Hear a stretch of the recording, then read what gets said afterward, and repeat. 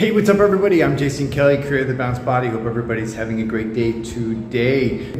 Today, I'm going to show you how to be flexible using resistance bands. But before I begin, make sure you like and subscribe to the channel so you can receive future notifications based on more flexibility, strength, mobility segments. All right, so let's start with the hamstrings. So what I'll start here is I'll put it around the knee here, and I'll take a few steps back, and then what we're gonna do is just work on contracting the quad and locking the knee. So do this slowly in the beginning, okay?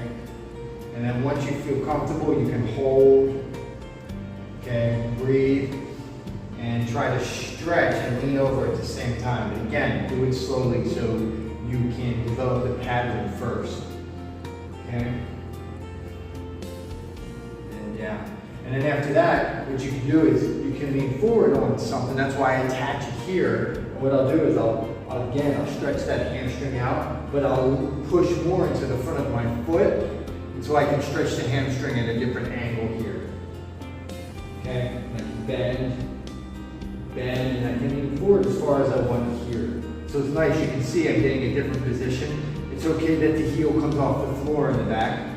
Lock in here, squeeze here, and you'll really feel that hamstring. You can go as far as you want down here, into the bench, holding onto the bench as well. Okay, and if you do that, and if you stretch from different varying positions and different angles, you'll notice that you'll have better flexibility. But what I like about using a resistance band is that it keeps tension, so your muscles don't get so lax.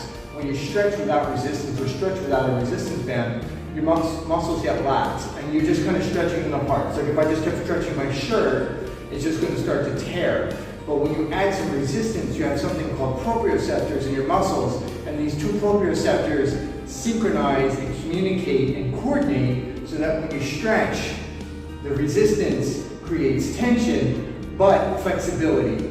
Tension and flexibility to preserve the muscle and its strength, and not laxity and flexibility. There's a big difference there. And so that's why I love using resistance bands. Also, because you'll start to feel other muscles here. Like since I have it here, my calf is starting to work as well. And so that's a nice thing, is that it incorporates other muscles into the movement to create flexibility. Okay, so now that you know what I'm talking about with flexibility, I don't really need to explain so much more. Just the different exercises. And so you have that hamstring from a standing position there. And so from the hamstring here, what we'll do is we have to bring the ankle up a little bit higher, the resistance band. And then from here, what I can do is I can bring my toes toward my knee, squeeze my quad again, and then sit back here, and then lean forward. And so we're getting a different type of stretch again here on the hamstring, okay? And again, you can move this back and forth here. Bring your hands behind, wherever you're comfortable, and just nice and slow, work on the mobility and the flexibility, okay? Stretch, lean forward. Again, do everything very slowly. If you're tight and inflexible, if you try to do things too fast, it'll work against you. Your muscles won't release. If you do it slowly, the proprioceptors will start to release and adapt that tension, okay? So the third exercise that I really like, doing the hamstring, stretching the hamstring, is the lying down leg raise. And so what I do is keep this leg straight, and with your straight leg, squeeze your quad and your glute so it stays locked to the floor, all right? A lot of times flexibility is not just stretching here, because of course I have more flexibility with this leg in here, but with this leg locked to the ground, flexibility is going to change. So keep everything nice and tight. Keep the toe coming down toward the knee, and what you're going to do is just stretch here. Just pull that band nice and slow again. Relax. Breathe. Okay. And here again, you can bend the knee, nice and slow. Work on the mobility aspect. When you add some mobility into the flexibility stretch, you'll start to feel the flexibility get better or increase.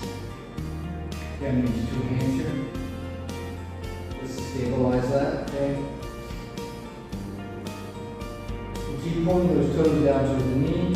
And again, you can rock this back and forth if you like. This leg should be totally stable. This leg shouldn't be moving around. If this leg's moving around, that means the flexibility. You need to work on the stability here to improve flexibility.